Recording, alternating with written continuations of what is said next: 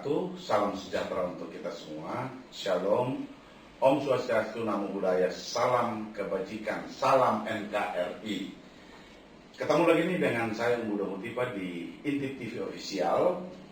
Dan hari ini saya bersama dengan sahabat saya akan membahas sebuah tema yang cukup menarik.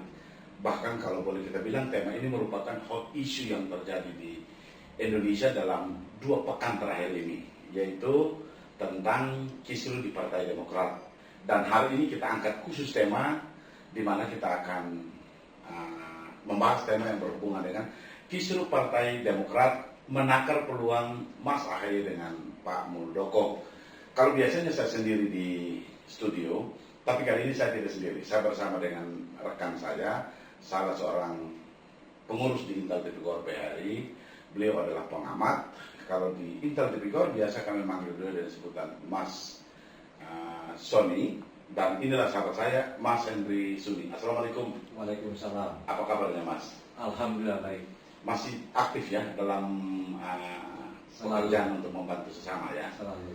Untuk membela, menegakkan keadilan untuk semua kan gitu ya. NKRI harga mati. NKRI harga mati. Dan memang di Intel Tipikor PHRI ini salah satu perkumpulan yang khusus untuk membela hak rakyat, mewujudkan keadilan untuk semua, begitu ya maksudnya, eklaim dari Intel Tipikor PHRI. Oke, hari ini kita tidak bahas tentang Intel Tipikor PHRI, kami akan membahas tentang kisruh di Partai Demokrat.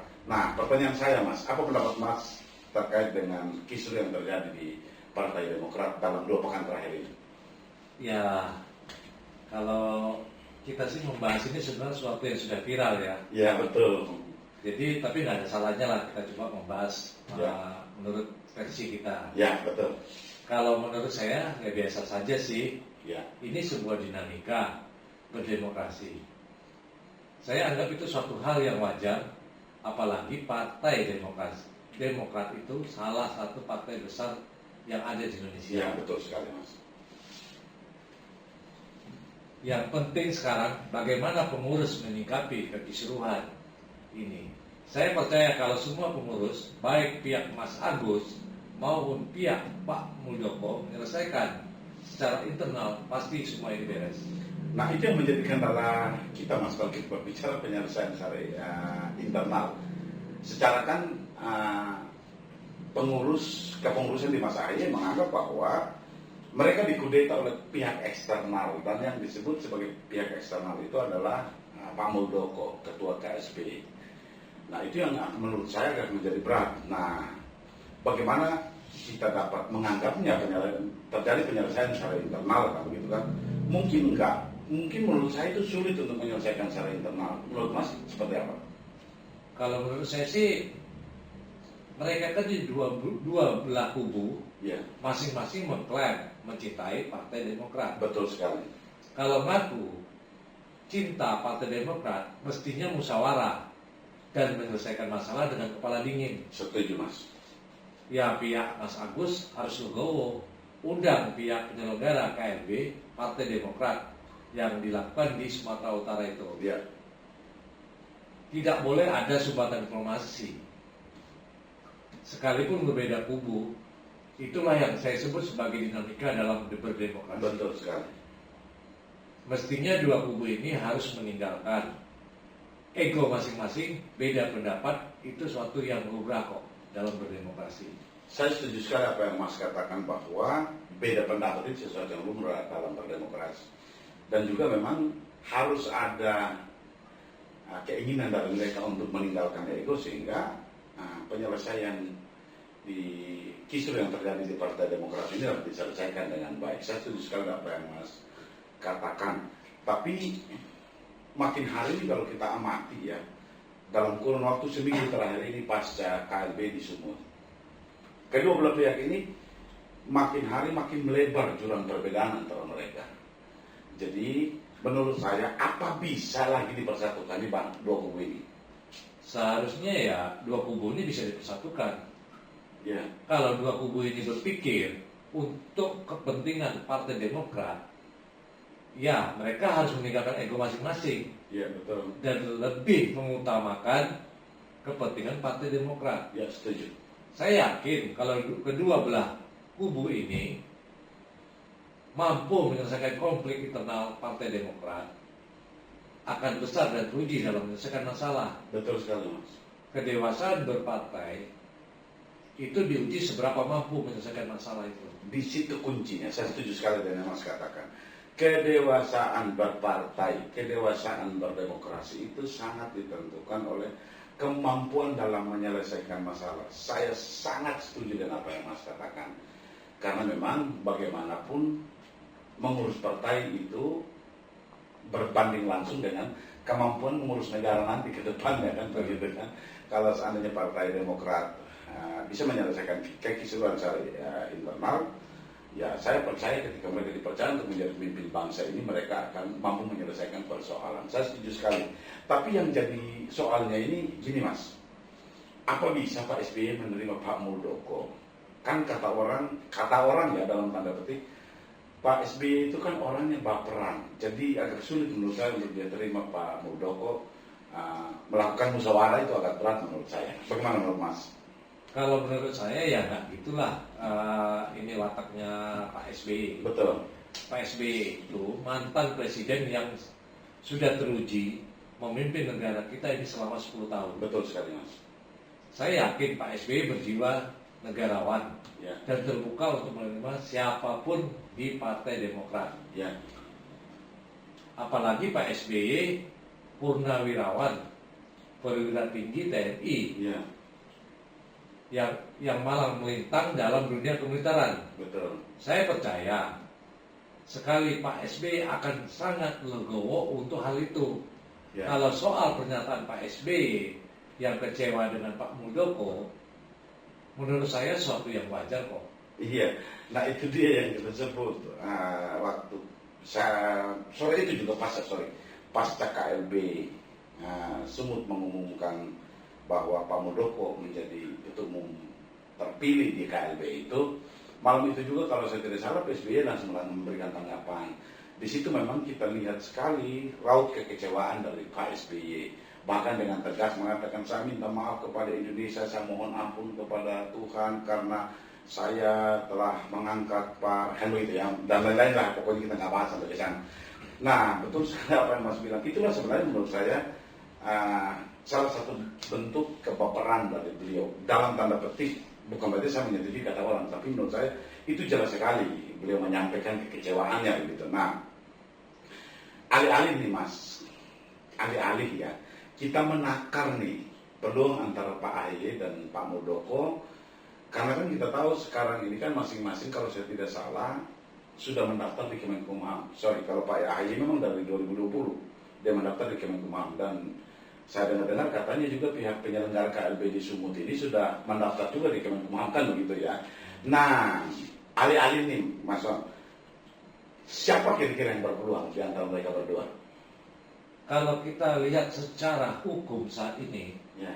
Mas Agus lah yang memiliki legalitas karena terpilih secara aklamasi dan juga sudah mendapatkan persetujuan Ya betul. dari Kemenkumham. Ya. Saya harus jujur bilang, tidak ada yang perlu ditakutkan terkait perebutan posisi ketua umum di Demokrat. Betul. Memang tentu tidak sederhana ini mengatakannya, Ya. karena kedua kubu memilih pembenaran masing-masing terkait Partai Demokrat. Ya, saya setuju sekali bahwa memang sebenarnya sih saya setuju dengan yang Mas bilang. Apa sih yang ditakutin? Toh sampai hari ini pun yang terdaftar secara resmi ini kan Mas AHY, Mas Agus yang masih terdaftar, dan penyelenggara KLB Sumut pun baru mendaftar, dan belum tentu juga pemerintah menyetujui kan begitu kan? Gitu. Belum tentu juga pemerintah menyetujui KLB ini. Bisa saja dikembalikan kepada mekanisme partai untuk bisa menyelesaikan. Nah, tadi abang bilang AHY paling berpeluang lah dalam tanda petik yang saya tangkap dari apa yang Mas sampaikan. Tapi kan pasti ada dasar dong penyelenggaraan KLB di Sumut. Pasti ada dasar. Bagaimana Mas menanggapi hal itu? Ya pasti mereka punya alasan. Setidaknya ada dua alasan bagi peserta KLB Sumut. Pertama, mereka menganggap Pak SBY membangun dinasti di Partai Demokrat. Nah, itu betul. Dan yang kedua, ada ketidakpuasan kader yang dipecat karena mereka tidak diputuskan oleh Mahkamah Partai, ya. tapi dipecat secara sepihak oleh Ketua Umum Mas Agus. Ya. Dan jajarannya dengan kekuasaan, alasan inilah yang mendasari kubu KLB Sumut melakukan KLB. Ya betul juga sih. Katanya kita kan orang dari luar ini, di luar kita membahasnya dari luar koridor kita sebagai bukan orang Partai Demokrat, juga kita independen membahas bahwa dua alasan itu menurut saya apa yang Mas sampaikan cukup beralasan. Pertama memang bahwa ada pemecatan tanpa melalui mekanisme partai, itu bisa menjadi sebuah dasar juga. Nah, kalau kita lihat dari apa yang Mas sampaikan tadi, dari dua alasan itu berarti peserta KLB itu punya alasan dong untuk mereka mengklaim bahwa mereka akan diterima, begitu ya. Pasti punya alasan dong. Menurut Mas gimana? Ya, itu yang saya bilang tadi, bahwa masing-masing pihak memiliki pembenarannya sendiri. Ya. Ada klaim dari masing-masing soal kebenaran. Inilah kepentingannya musyawarah untuk memecahkan kebuntuan antara kedua kubu. Betul. Harus ada yang legowo untuk memulai diskusi. Jangan masing-masing ingin menang sendiri. Iya betul. Kalau demikian, maka yang korban adalah Partai Demokrat. Setuju Mas. Mereka harus menyadari bahwa Partai Demokrat merupakan aset masyarakat untuk berdemokrasi. Saya setuju sekali. Partai Demokrat ini kan salah satu partai yang cukup memberi warna ya sepanjang era reformasi ini. Saya setuju dengan yang Mas katakan tadi bahwa Partai Demokrat itu aset berdemokrasi bagi masyarakat. Nah, ini Mas, saya masih terus bertanya nih. Menurut Mas, siapa sih yang paling berpeluang untuk memenangkan ini?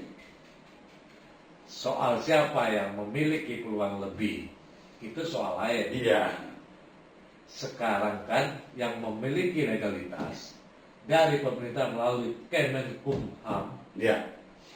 legil adalah Mas Agus. Betul. Pak Muldoko dan teman-temannya kan baru selesai KLB Betul. dan belum punya legalitas dari pemerintah. Betul sekali.